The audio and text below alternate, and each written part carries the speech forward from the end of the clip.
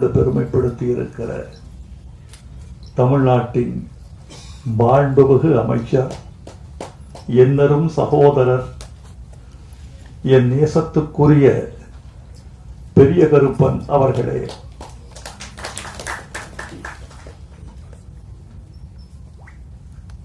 படக்குழுவை சார்ந்த நண்பர்களே, மேடையில் அமர்ந்திருக்கும் மேன்மைக்குரிய கலை பெருமக்களே, பாசத்திற்குரிய பத்திரிகையாளர்களே, ஊடக உறவுகளே, கலை உலகத்தின் முன்னணி முகங்களே, தாய்மார்களே, உங்கள் அனைவருக்கும் எனது அன்பான வணக்கத்தை தெரிவித்துக் கொள்கிறேன். படத்துறைக்கும் எனக்கும் எந்த உறவும் இல்லை. பள்ளி நாட்களிலிருந்தே நான் படத்துறையை விட்டு தள்ளி நிற்கிறவன். இன்று இந்த விழாவுக்கு வந்து நான் கலை உலகத்தோடு உறவாட வந்திருக்கிறேன். எனக்கு இது அந்நியமாக இருக்கிறது என்ற பொருளில் நம்முடைய மீசை அமைச்சர் இங்கு அற்புதமாக உண்மையை சொன்னார். ஆனால் ஒன்று சொல்ல வேண்டும் உங்களுக்கு, கூட்டுறவுத்துறை உங்களுக்கு அது மட்டும் போராது, பாட்டுறவுத்துறையும் உங்களுக்கு கூட இருந்தால்தான் உங்கள் மனசு பூரணமாகும் என்று அவரை இந்த விழாவுக்கு அழைத்திருக்கிறார்கள் என்று நினைக்கிறேன். வேலுச்சாமி, விஷ்ணுபிரியா, சஞ்சனா சிங், ராகுல், இயக்குனர் காளிமுத்து, இசையமைப்பாளர் ராம்ஜி உள்ளிட்ட கலைஞர்களை நான் பெரிதும் பாராட்டுகிறேன்.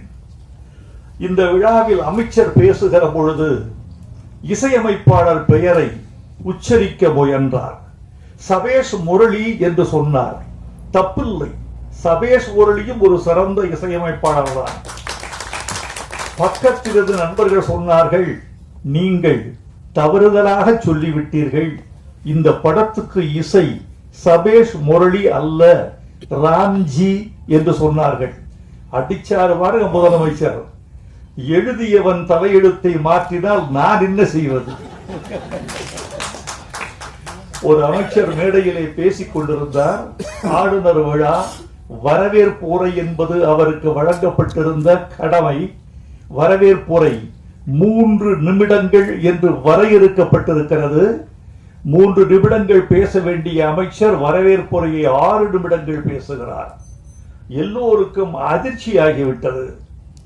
கேட்டார்கள், 3 நிமிடம் தானே நீங்கள் வந்து பேச வேண்டும், 6 நிமிடங்கள் பேசி இருக்கிறீர்களே அமைச்சரே என்று கேட்டார்கள். நான் 6 நிமிடங்கள் தான் பேசினேன் என்று சொல்லிவிட்டு போய்விட்டார். உள்ளே சென்று நேர்முக உதவியாளரை அழைத்து கேட்டார், 3 நிமிடம் தானே நீ எழுதித்தர வேண்டும், 6 நிமிடங்கள் ஏன் எழுதி தந்தாய்? அதற்கு உதவியாளர் சொன்னார், ஐயா மன்னிக்க வேண்டும், நான் 3 நிமிடங்களின் உரையை 1+1 வைத்திருந்தேன், நீங்கள் அதை 2 முறை வாசித்து விட்டீர்கள், என்னை மன்னிக்க வேண்டும் என்றார். எழுதி தருகிறவர்கள் சரியாக இருந்தால்தான் கடமை சரியாக நடக்கும் என்பதற்கு இன்றைய நிகழ்ச்சியும் உதாரணம். எங்களுக்கு மகிழ்ச்சி, நீங்கள் வந்தது, வாழ்த்தியது, மண்ணை சார்ந்த பெருமக்களுக்கு நீங்கள் வாழ்த்து சொல்லியது. இவர்களெல்லாம் உங்கள் உறவுகள். கருப்பர் என்ற சாமியின் பெயரால் எடுக்கப்படுகிறது. நாங்கள் 2 பேர் கருப்பு சாமிகள் வாழ்த்த வந்திருக்கிறோம். ஒன்று பெரிய கருப்பசாமி, நான் சின்ன கருப்பசாமி. இந்த 2 பேரும் சேர்ந்து இந்த எல்லாருக்கும் வணக்கம். வந்தது எல்லா மீடியா, அப்புறம் சீஃப் கெஸ்ட் எல்லாருக்கும் ரொம்ப நன்றி. நம்ம படத்தை சப்போர்ட் பண்ண, டைம் எடுத்து வந்தது. டைம் தான் எவ்ரிதிங். ஸோ நன்றி. Special thanks for Vairamuthu sir. வேட்டக்காரி பேரை எனக்கு இந்த படத்துல கொடுத்தலே ஒரு பெரிய விஷயம் தான். I feel bless. ரொம்ப நன்றி சார். ஸோ என்னன்னா, இது எனக்கு ரொம்ப பிடிச்சிருக்கு. 15 இயர்ஸ் தமிழ் இண்டஸ்ட்ரியில இருக்க. எனக்கு அவ்வளோ பர்ஃபெக்டா தமிழ் பேச தெரியாது. இருந்த கூட நான் எப்பவுமே தமிழ்ல தான் பேசுவான். எனக்கு தமிழ்நாடு எனக்கு என்னோட உயிர் மாதிரி தான். என்னோட முதல் படத்தை 2009ல ரிலீஸ் ஆயிடுச்சு, ரெனிகுண்டா. இப்போ வரைக்கும் அந்த படத்தை எல்லாம் ஞாபகம் வச்சிருங்க. அதே மாதிரி இனிமேல் இந்த சஞ்சனா சிங் இல்லாம இல்லாம எனக்கு வேட்டைக்காரி பேர்ல கூப்பிடணும். என்னன்னா அப்படி ஒரு ஆசைப்படுத்துறேங்க. என்னன்னா இந்த படம் எனக்கு ரொம்ப ஸ்பெஷல். ஆக்ஷன் ஹீரோயினா முதலா நான் இந்த படத்துல தான் பண்ணியாச்சு. மோர் தென் 40 மூவிஸ் பண்ணிருக்கேன்.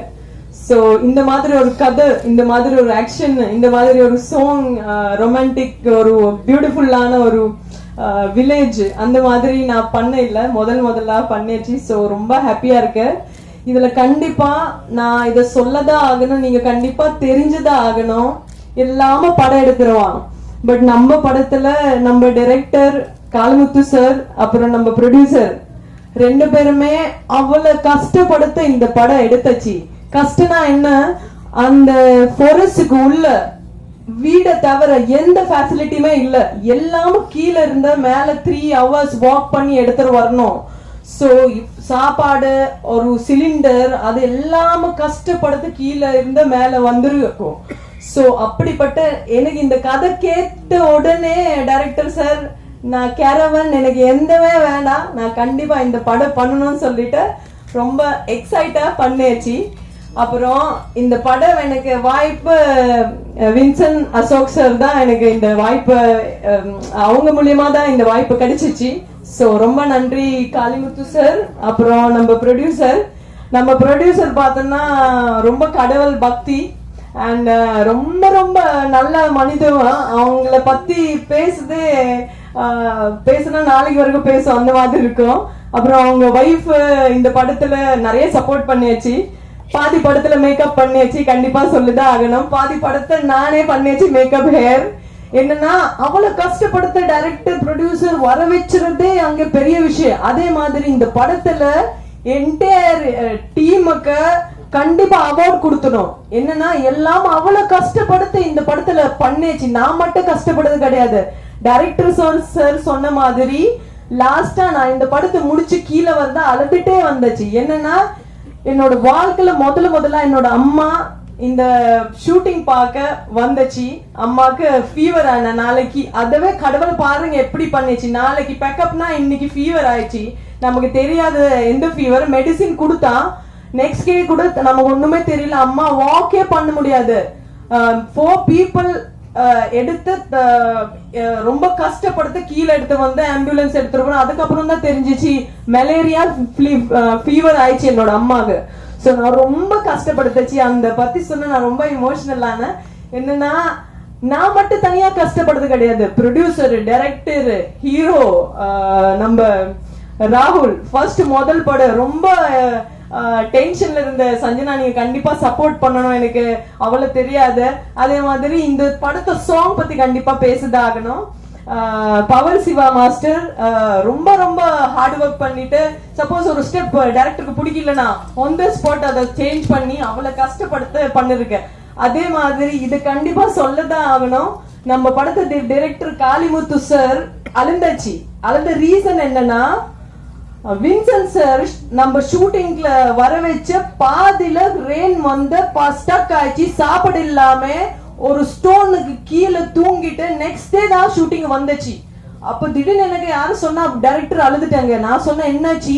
அப்ப அவங்க என்ன சொன்னா, வின்சென்ட் சார் எனக்காவது வந்துருங்க, அங்க ஸ்டக்கா இருக்கு, தூங்கின பெட் இல்ல, சாப்பிட ஃபுட் இல்ல, இப்படி ஸ்டக் ஆயிடுச்சு. அங்க தண்ணி ரொம்ப ஜாஸ்தியா வர இடத்துல 2 இடத்த கிராஸ் பண்ணி தான் வரணும்.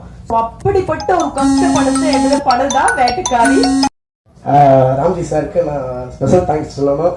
ஏன்னா இந்த வேட்டைக்காரி மேடை வந்து எனக்கு ஒரு அற்புதமான மேடை. நான் நன்றி சொல்லக்கூடிய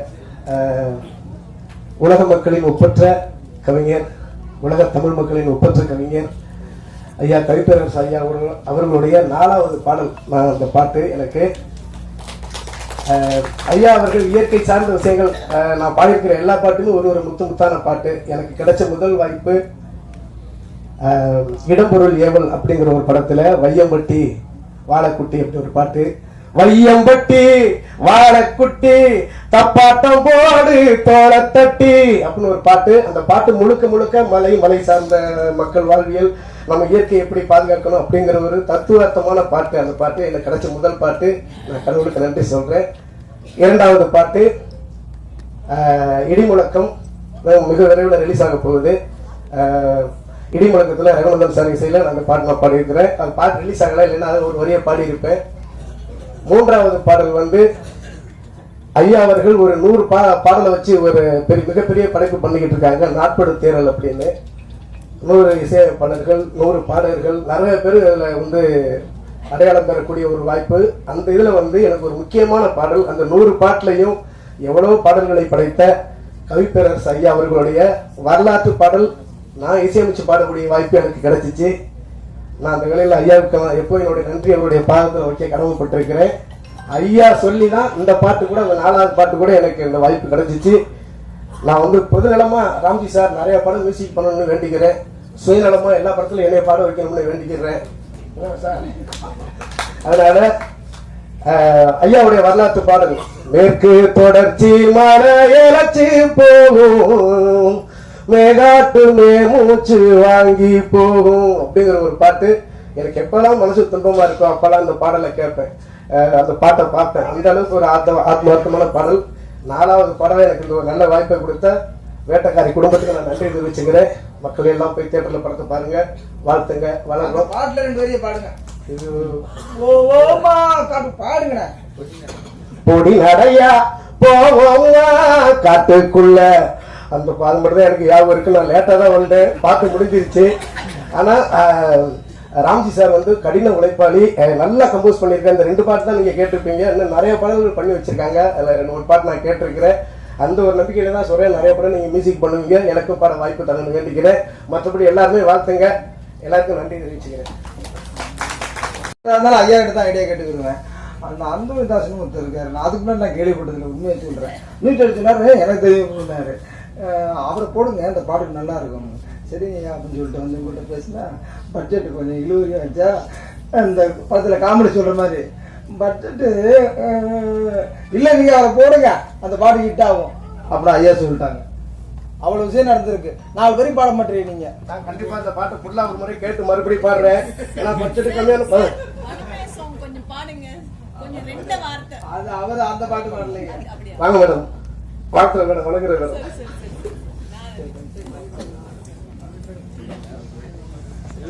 தலைப்போட விஷயம். அப்போ நான் இன்னொரு விஷயத்த ஒரு உண்மையை சொல்லி ஆகணும். என்னோட முதல் படம் திருப்பாச்சி. அந்த திருப்பாச்சி என்ற டைட்டில் தந்தவரும் கவிப்பேரரசு அவர் தான். திருப்பாச்சி கதையை விஜய் சாரிடம் சொல்லி அப்போ அதுக்கு வேற டைட்டில் வச்சுருந்தேன். அந்த டைட்டில் விஜய் சாருக்கு ஓகே, ப்ரொடியூசர் சவுதி சாருக்கும் ஓகே, நல்லா இருந்துட்டாங்க. அப்போ அந்த டைட்டில் வச்சு டிசைன் பண்ணியாச்சு. அந்த டைட்டில் பதிவு பண்ண போகும்போது அந்த தலைப்பை இன்னொருத்தர் பதிவு பண்ணி வச்சுருக்காரு. எவ்வளோ கேட்டு பார்த்தோம், அவர் கொடுக்கல. சரி ஓகே, என்னடா ஹீரோவுக்கு பிடிச்சி போச்சு, ப்ரொடியூசருக்கு பிடிச்சி போச்சு, இப்போ திருப்பி டைட்டில் யோசிச்சு பண்ணிட்டு ஒரு 100-150 டைட்டில் யோசிச்சிருப்போம். ஒரு வாரமாக அவ்வளோ டைட்டில் யோசிச்சிட்டோம். ஒன்றும் எனக்கு திருப்தியாக வரல. திருப்தியாக இல்லாமல் விரக்தி தான் வந்துச்சு நமக்கு. அப்போ டிஸ்கஸ் ரூமில் இந்த சீன்லாம் பேசிட்டு இடையில டிவி ஆன் பண்ணி ரிலாக்ஸேஷன் ஏதாவது சாங்லாம் கேட்போம்.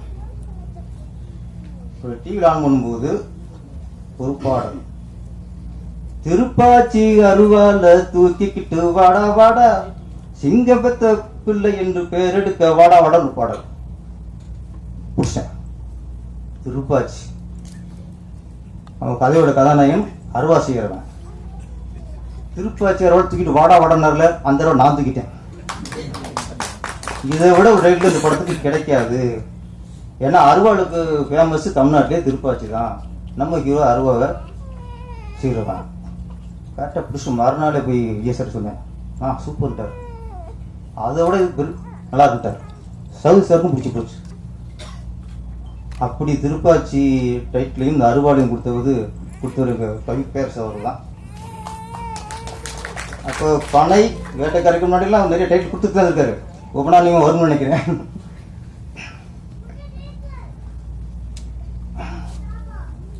இப்போ நிறைய இசை வெளியீட்டு விழா நடக்குது. நிறைய பெரிய ஹீரோ படங்கள்லாம் இசை வெளியீட்டு நடக்குது. பெரிய ஹீரோக்கள் பெரிய படங்கள் வரும்போது அந்த இசை வெளியீட்டுக்கு அப்புறம் அதில் சில பாடல்கள் பெரிய ஹிட் ஆயிடுது. ஹிட் ஆயிடுது. படத்துக்கு அப்புறமும் பாடல் ஹிட் ஆகுது, நல்லா ஆடியன்ஸ்க்கு நல்லா சேர்ந்துருது. அப்போ ஒரு பாடலுக்கு ஹிட்டாக இருக்கு முக்கிய காரணம் இசை தான். இசை தான் முதல்ல ஒரு பாடலை வெற்றி அடை வைக்கிறது. இப்போ என்னன்னா இப்போ சமீபத்தில் ஒரு படம் வெளியாகும் போது அந்த பாடல் வெற்றி அடைகிறது, அந்த படம் ஓடி முடிவதற்குள் அந்த வெற்றி அடங்கி விடுகிறது. அப்போ அந்த ஒரு பாடலோட வெற்றியும் ஒரு நிரந்தரம் இல்லாமல் இருக்கு. அப்போ இசை ஒரு பாடலை வெற்றியடை வச்சிருது. ஏன் அதுக்கு ஒரு லாங் லைஃப் இல்லை. அப்போ ஒன்றே ஒன்று தான், ஒரு பாடல் வெற்றி அடைவதற்கு இசை காரணம். காலம் கடந்தும் காலங்காலமாக ஒரு பாடல் நிற்க வேண்டும் என்றால், ரசிகர்கள் மனதில் நிற்க வேண்டும் என்றால் பாடல் வரிகள் முக்கியம். இசை வெற்றியடை வைக்கும், அதை காலங்களாக வெற்றியடை வைக்கிறது பாடல் வரிகள் முக்கியம். அதற்கு பழைய பாடல், கண்ணதாசன் பாடல் எவ்வளோ உதாரணங்கள் இருக்கிறது. பட்டுக்கோட்டை கல்யாணசுந்தரம் பாடல்கள் எவ்வளோ உதாரணம் இருக்கிறது. வாலி அவர்களுடைய பாடல்கள் எவ்வளோ உதாரணம் இருக்கிறது. இன்னொன்று குறிப்பிட்டாகணும், புரட்சி நடிகராக இருந்து புரட்சி தலைவராக மாறி அரசியலையும்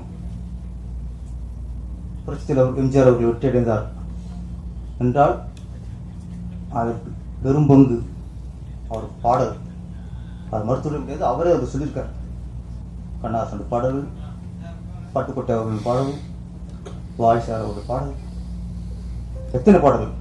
அவர் அரசியல மக்கள் அவங்க நம்பிக்கை வர செய்தது பாடல்கள், பாடல் வரிகள். கண்ணதாசன் பாடல், அச்சம் என்பது மடமையடா, அஞ்சாமை திராவிட உடமையடா, 6 சாவு 100 சாவு, தாயகம் காப்பது கடமையடா. கண்ணதாசன் இன்ன வரைக்கும் சாமிக்குது. நான் உங்கள் வீட்டு பிள்ளை செங்குட்டுவனுடைய வரிகள் இன்னைக்கு நிற்கிறேன். நான் ஆணையிட்டால் அது நடந்து விட்டான் வாய்ச்சல் எழுந்த பாடல். அதெல்லாம் அவர் அரசியல் வெற்றி அடைக்கிற முக்கியமான ஒரு பாடல். விவசாயி விவசாயி விவசாயி, மருதுகாசி அவரோட பாடல். இந்த பாடல் வரிகள் ஒரு நடிகரை அரசியலில் வெற்றியடை செய்தது.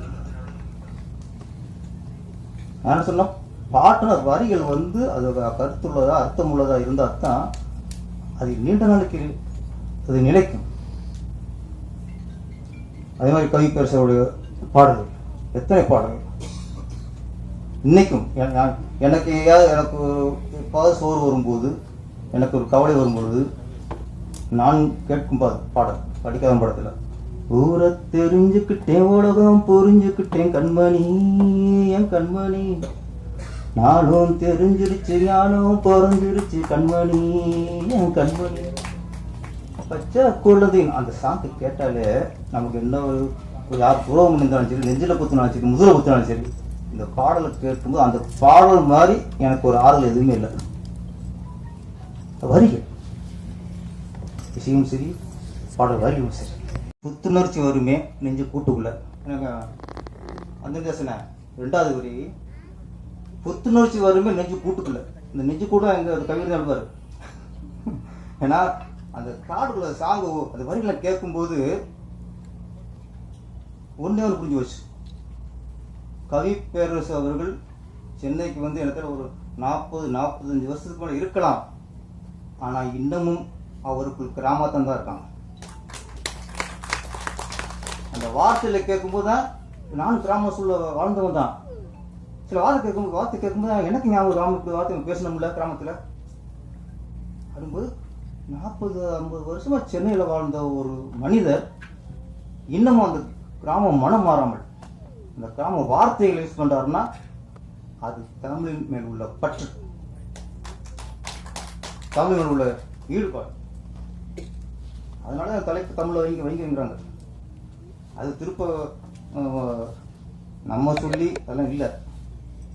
கவி பேரரசு அவர்கள் நினைத்தால் முடியும். ஏன்னா அவர் வந்து முதலமைச்சருக்கு நெருக்கமாக இருக்கார். ஏற்கனவே கலைஞர் அவர்கள் போட்ட சட்டம் தான், தமிழில் டைட்டில் வச்சா தான் உனக்கு சலுகை. இது அப்போ வந்து நிதி கொடுப்பாங்க.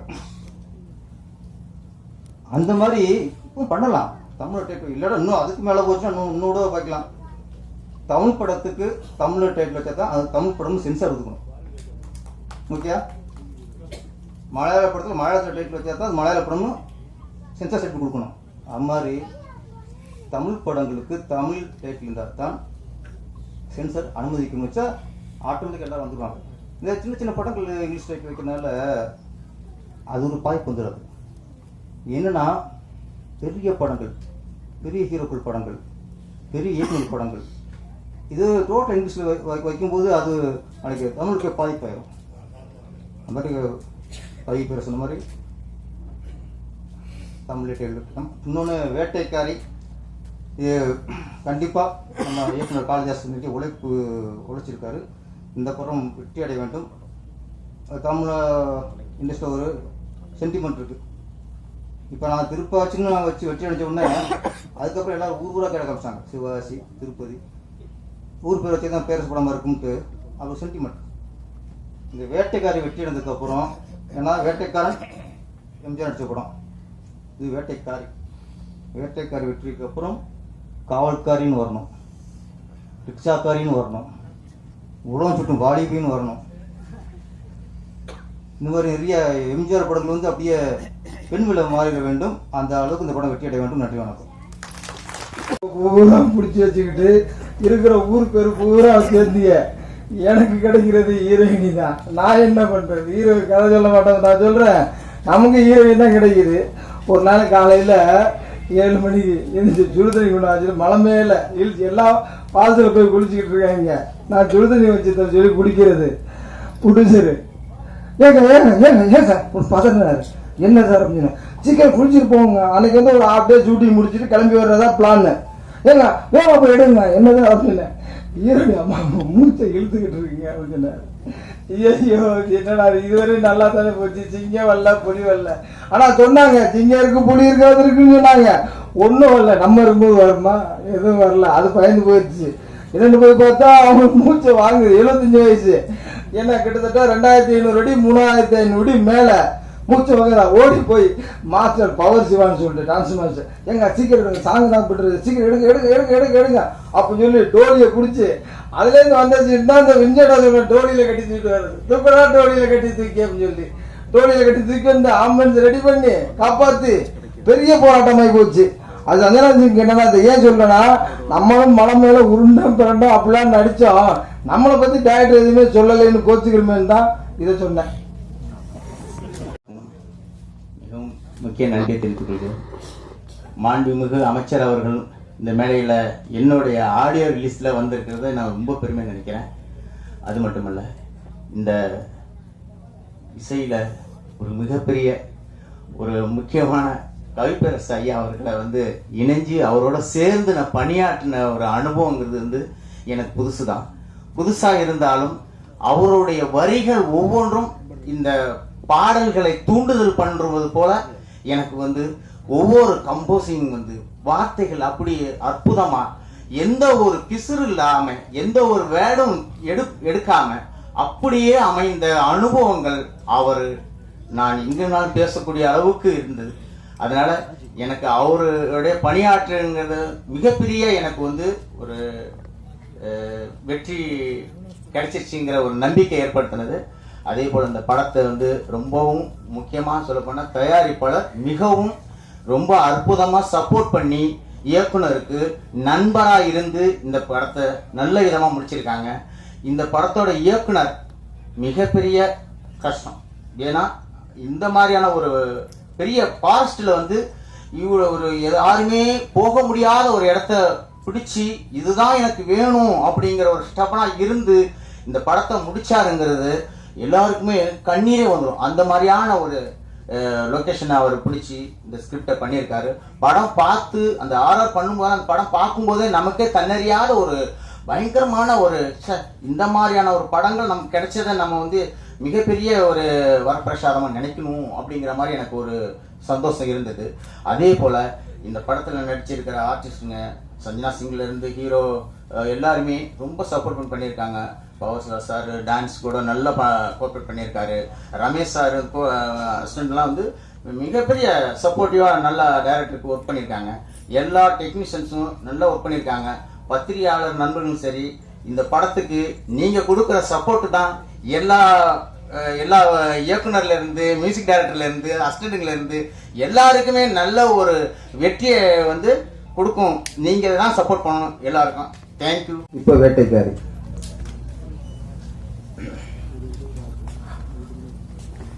மதிப்பிற்குரிய நமது மினிஸ்டர் அவர்களுக்கும் மாண்புமிக்க கவிஞர் அவர்களுக்கும் மற்றும் என் பாசத்துக்குரிய என் அன்பிற்குரிய தயாரிப்பாளர் அவர்களுக்கும் இங்கே வந்திருக்கும் சினிமா பிரம்மாக்களுக்கும் என் முதற்கன வணக்கத்தை தெரிவித்துக் கொள்கிறேன். சுருக்கமாக நான் அந்த படத்தை பற்றி சொல்லிட்டு பெரியவங்கள்ட்ட பேச அழைப்போம். அதாவது, பாருக்குள்ளே நல்ல நாடு நம் நாடு என்றான் பாரதி. பசி பஞ்சம் பட்டினி பாருங்கள் இதுதான் இந்தியா என புதுக்கவிதை படிக்கிறது நமது குழந்தைகள். ஏலம் கிராம்பு வாங்க வந்த ஆங்கிலேயனை ஏன் என கேட்க வாகிருந்தும் ஊமையர்களாய் வெள்ளையனுக்கு குடைபிடித்தோம். இதுதான் வரலாறு. இந்த வரலாறு மறைந்து விட்டதா? இல்லை. இன்றளவும் இந்தியாவில் கொத்தடிமை என்பது இருந்து கொண்டுதான் இருக்கிறது. ஆனால் எல்லோரும் சொல்லுகிறார்கள் கொத்தடிமை முறையை ஒழிச்சாச்சு என்று. எல்லா தொழிலும் இருக்கு கொத்தடிமை. செங்கச்சூளையிலிருந்து இன்னும் நிறைய தொழில கொத்தடிமை முறை இருக்கு. நான் பார்த்தது மலை மேல இருக்கிற ஏலக்காய் தோட்டம். ஏலம் கிராம்பு வாங்க வந்த ஆங்கிலேயனை ஏன் என கேட்க வாயிருந்தும் ஊமையர்களாய் வெள்ளையனுக்கு குடைபிடித்தோம். இன்றைக்கு யாருக்கு குடைபிடித்து கொண்டிருக்கிறோம்? பெரிய பெரிய பணக்காரர்களுக்கும் கோடீஸ்வரர்களுக்கும். வெள்ளைக்காரன்ட்ட மேனேஜராகவும் அந்த எஸ்டேட்டுக்கு காவல்காரமாக இருந்தவங்கள்ட்ட அவங்க வந்து அந்த ஏலக்காய் தோட்டங்களை கொடுத்துட்டு போயிட்டாங்க. அங்கே வெறும் 200 ரூபா கூலிக்கு அந்த மக்கள் வேலை பார்க்குறாங்க. மழை வெயில் புயல் அட்டை பாம்பு மிருகங்கள் இவ்வளவு தொந்தரவுலையும் வேலை பார்க்குறாங்க. இந்த விஷயம் எனக்கு சொல்லப்படாத விஷயமா இருந்தது. அதனால இந்த கதையை எடுத்து பண்ணேன். என் தங்கமான ப்ரொடியூசர் தங்கம்னு செலவு பண்ணாரு. ஆனா ஒரு ஆர்டிஸ்ட் பட்ஜெட்டு இதுக்கு தக்கன எவ்வளவு செலவு பண்ணணும், எப்படி பிசினஸ் பண்ண முடியும். இன்னைக்கு சினிமா பிசினஸ்ங்கிறது ஒட்டுமொத்தமா ஒண்ணுமே இல்லை. இங்க இருக்கிற அத்தனை மீடியா எல்லாருக்குமே தெரியும். ஐயா வைரமுத்து ஐயா அவர்கள் நேற்று முன்னால ஒரு மீட்டிங்ல பேசும்போது எல்லாரும் தமிழ்ல டைட்டில் வைக்கணும் அப்படின்னு ஒரு விஷயத்த சொல்லியிருந்தாங்க. அருமையான விஷயம், வாஸ்தவமான விஷயம். முத்தமிழ் கலைஞர் அவர்கள் தமிழ்ல டைட்டில் வச்சா வரி இல்ல டாக்ஸ் ஃப்ரீ அப்படின்னு முன்னாடி இருக்கும்போது கொண்டு வந்தாங்க. அதுல என்னோட படம் திருக்குறள் வந்து வரி இல்லாம வரி விலக்கு கிடைச்சு அந்த படத்தை ரிலீஸ் பண்ணேன். அதுக்கு அடுத்து வந்தவங்க வரி விலக்கு கொண்டு வந்துட்டாங்க. ஒரு சின்ன படம் புரிதல் கவுன்சில தயாரிப்பாளர் சங்கத்துல ஒரு 5 கோடி 6 கோடி வரையும் தயாரிக்கிற படம் சின்ன படம்ங்கிறாங்க. அந்த 5 கோடி சப்சிடி 30 பிரிண்டுக்குள்ள போட்டா சப்சிடி தர்றாங்கிறாங்க. 30 பிரிண்டுக்குள்ள போட்டு படம் வந்து வெள்ளி சனி ஞாயிறு சின்ன படம் அதிகபட்சம் 3 நாள் தான். பாக்கி எல்லா படம்னா 1 வாரம். அந்த 1 வாரம் போற பெரிய ஆர்டிஸ்ட் படம் என்ன போடுறாங்க, 500 தேட்டர் 1000 தேட்டர்னு போடுறாங்க. அவங்க ஓரளவு வசூல் எடுத்துறாங்க.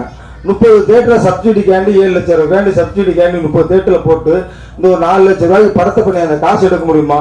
எடுக்க முடியாது. அதனால இங்க நம்ம அமைச்சர் இருக்காங்க, ஐயா இருக்காங்க, கவிஞர் ஐயா, இவங்க எல்லாம் சேர்ந்து அந்த வரி விலக்கை திரும்ப கொண்டு வந்தா சினிமாவுக்கு கொஞ்சம் நல்லா இருக்கும். அப்புறம் இப்ப ஒரு 6 ஹவர் மேல மலை மேல போகணும். ஒரு சைக்கிள் கூட போக முடியாது. ஒத்தேடி பாதை கூட இல்ல. அந்த மாதிரி லொகேஷன்ல தான் ஏலக்காய் தோட்டம் தமிழ்நாடு பாடு கேரளா பாடு தமிழ்நாடு பாடு முடிகிற இடத்துல இருக்கு. அந்த லொகேஷனை கொண்ட காட்டின பிடிச்சிட்டு ஓகேன்னு சொல்லிட்டாங்க. அதுக்கு ஒரு டைட்டில் வச்சு நம்ம கவிஞர்கிட்ட போய் சொல்லும்போது கதையெல்லாம் நல்லா இருக்குயா, கவிஞரை பிடிச்சது அதுக்கு முன்னாடி கவிஞரை பிடிச்சதே பெரிய பாடம் ஆகி போச்சு. நம்ம பண்ணுறது சின்ன டேரக்டரு, சின்ன படம். நானும் ஐயாவோட உதவியாளர்கிட்ட கேட்டு பார்த்தேன், பிடிக்கவே முடியல, பார்க்கவே முடியல.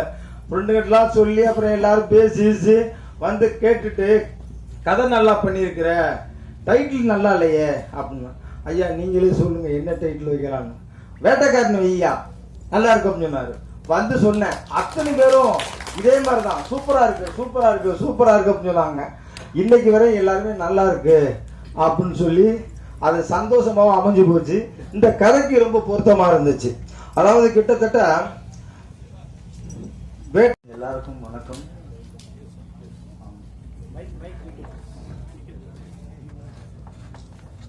இது என்னோட ஃபஸ்ட்டு படம்.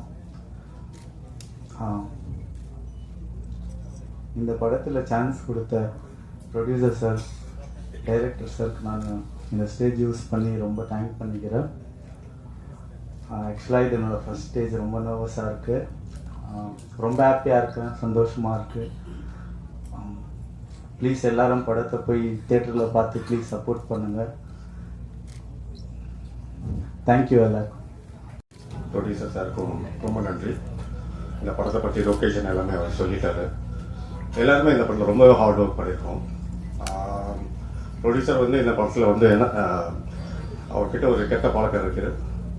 சாப்பிடலன்னு சொன்னார்னா போதும், எவ்வளோ ஒன்றா சாப்பிடுன்னு சொல்லுவார். ஸோ அதுக்கு எக்கச்சக்கமாக செலவு பண்ணுவார்.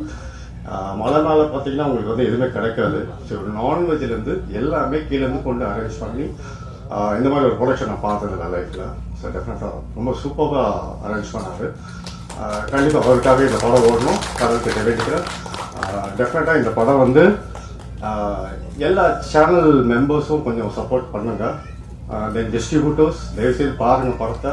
புது ஹீரோ புது ஹீரோயின் பார்க்காதீங்க. ஹீரோயின் வேற லெவல். அவங்க வந்து மலையில் வந்து கேரவன்லாம் எதுவுமே கேட்கல, சின்ன ஒரு ரூமு அதுலேயே அட்ஜஸ்ட் பண்ணி படம் பண்ணாங்க. ரொம்ப டெடிக்கேஷன், நல்லாவே பண்ணாங்க. நான் வந்து ஒரு ஹீரோ லெவலில் அவங்கள பார்த்தேன். ரொம்ப ஃபைட்லேருந்து எல்லாமே. So excellent. என்னோட இந்த படம் என்னோட மெயின் ரீசன் டைரக்டர் ரொம்ப மிகப்பெரிய ஒரு நன்றி சொல்லிக்கிறேன். Thank you thank you. வந்து ஹீரோவுக்கு சித்தப்பாவை நடிச்சிருக்கேன். டைரக்டர் வந்து என்னை இதில் வந்து நல்லா யூஸ் பண்ணி, சரி அவருக்கும் நன்றி.